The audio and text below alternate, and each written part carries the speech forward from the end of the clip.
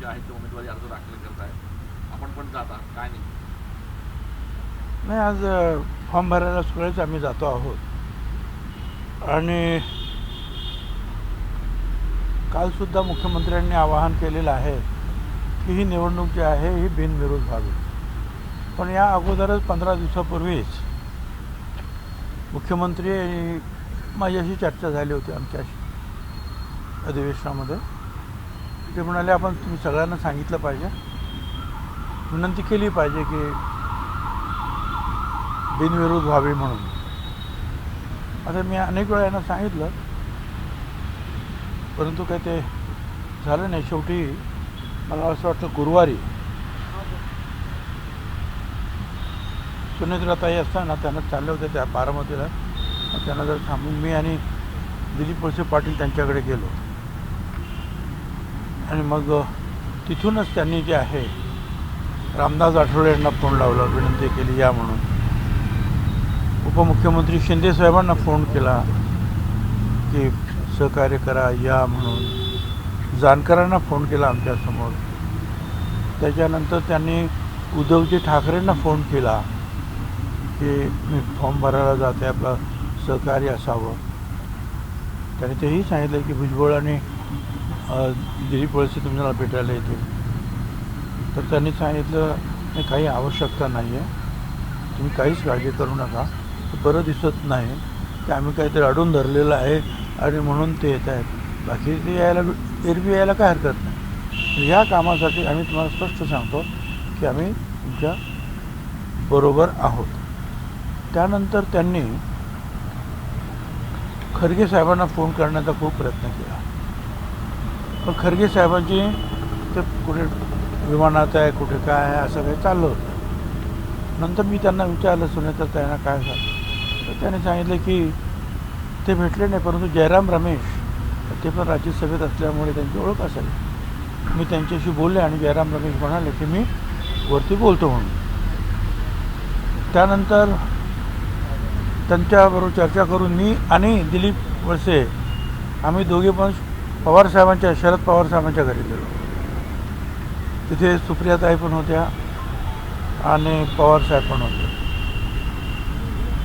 सुप्रियाताई ते म्हणाल आम्ही तर सगळ्यात अगोदर आम्हीच जाहीर केलेलं आहे की आम्ही उमेदवार उभं करणार नाही आणि पूर्णपणे आम्ही सहकार्य करणार आहोत. त्यांचं मतदानसुद्धा तिकडे आहे. या सगळ्या अनेक गोष्टीची चर्चा झाली. आता नंतर हाके वगैरे असे जे आहेत काही कार्यकर्ते आहेत त्यांनासुद्धा समजवण्यात आलेलं आहे. आणखीनही काही लोक उभे आहेत. काँग्रेस पक्षाचे काही उमेदवार उभे राहिलेले तसं मला कळलं. मला असं वाटतं की पुन्हा त्यांच्याबरोबर चर्चा होईल आणि त्याच्यातून काहीतरी मार्ग काढला जाईल. कारण एका वेगळ्या परिस्थितीतून, कठीण परिस्थितीतून ही सगळी निवडणूक आपल्याला लढवावी लागत आहे. नंतर काही कारण नव्हतं, पण अचानक ध्यानीमणी नसताना अजितदादांचा जो ॲक्सिडेंट झाला किंवा काय आणि त्यामध्ये ते आपल्यामध्ये राहिले नाही आणि त्यामुळे हे सगळं जे आहे हे निवडणूक जी आहे लढवावी लागते आहे आणि सगळ्यांनी सपोर्ट केलेला आहे बहुतेकांनी सुनेत्राताईंना. मला असं वाटतं की बिनविरोध ही निवडणूक निश्चितपणे होईल. पण अजून सुद्धा आपल्याला वाटतंय का की काँग्रेसचे जे उमेदवार आहेत त्यांना माघार घ्यायला आपण लावू शकतात किंवा तशी काही चर्चा होऊ शकते? नाही, आम्ही शेवटच्या क्षणापर्यंत जे आहे प्रयत्न तर करत राहणार, विनंती करत राहणार आणि मला असं वाटतं की त्याच्यामध्ये यश येईल. त्यांनी फॉर्म भरला कोणीतरी म्हणून हमरीतुमरीवर येण्याचं काही कारण नाही. त्यांना आपल्याला समजवता येईल, बोलता येईल, त्यांच्याशी चर्चा करू आम्ही त्यांच्याशी. पण अशा वेळेस म्हणजे विनंती करायची पण वेळ खरं तर नको यायला.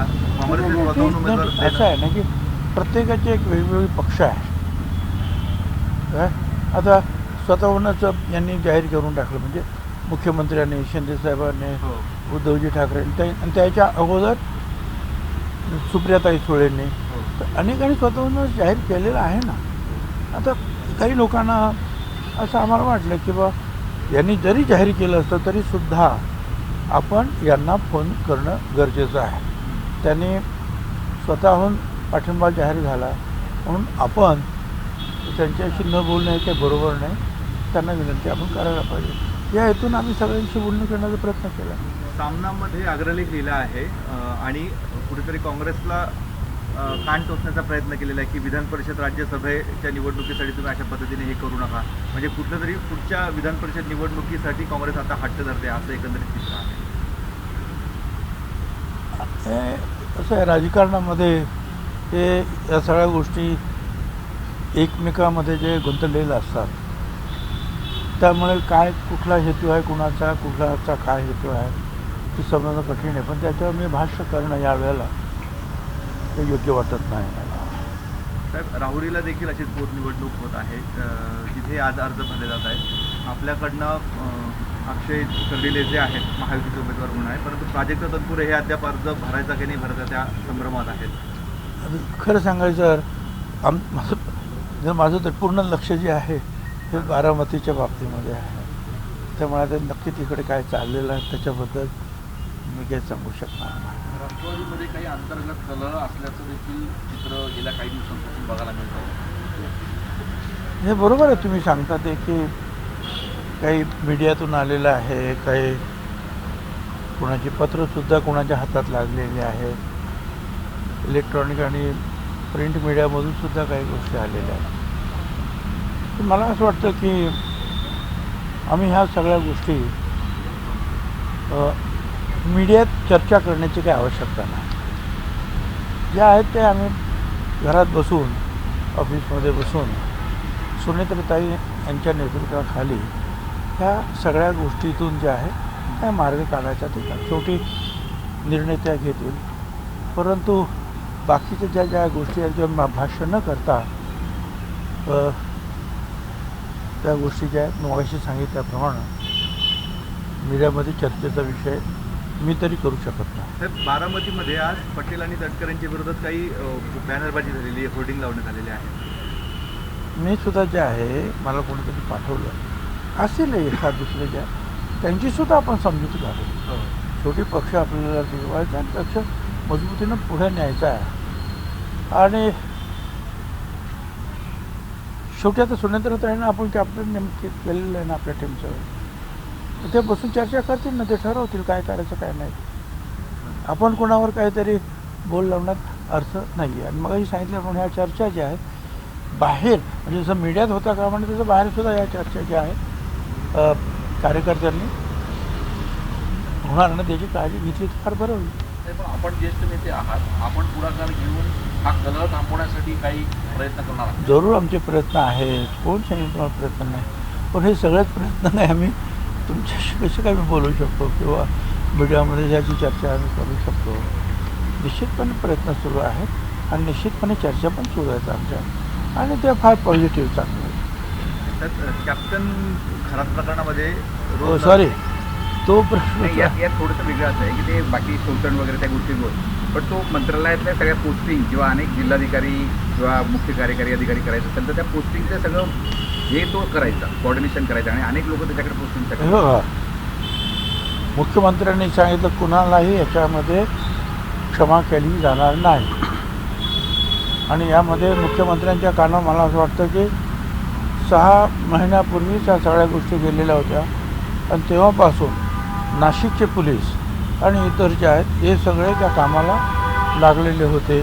आणि त्याचा तो कॅप्टन काय कॅप्टन आहे तो कसला कुठे खलाशी असेल का काहीतरी कुठेतरी असेल पण ते आपला कॅप्टन म्हणतात. आणि हे सगळं फसवाफसवी नाशिकचं नाव खराब करायचं काम या सगळ्या मंडळीने केलेलं आहे घरामध्ये. तर आपल्या आता जवळ आता कुंभमेळा येतो आहे आणि अशा वेळेला मला दुःख होतं की अशा काही गोष्टी ज्या आहेत या येतात बाहेर आणि त्याची एवढ्या मोठ्या प्रमाणावर चर्चा होते.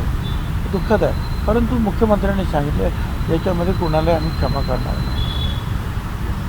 साहेब, रोहित पवारांचं एक ट्विट आहे आता की सुनेत्रा गाठी निवडणूक लढवत आहे ती बिनविरोध व्हावी अशी आमची इच्छा आहे. मात्र जे पक्ष किंवा जे उमेदवारी अर्ज भरत असतील त्यांना देखील विनंती आहे की त्यांनी तो मागे घ्यावा. स्वतः अजितदादा निवडणूक लढवत आहे असं समजून सुनेत्राताईंना मतदान करावं अशा पद्धतीचं ट्विट. चांगली गोष्ट आहे. त्यांचं जे आहे हे त्यांनी जे काही अशी विनंती केली असेल तर स्वागत आहे त्यांचं. बुलढाण्यामध्ये भाजपच्या लोकांना 150 कोटी रुपयाचे कामं दिले गेले आहेत. मात्र धन्यवाद.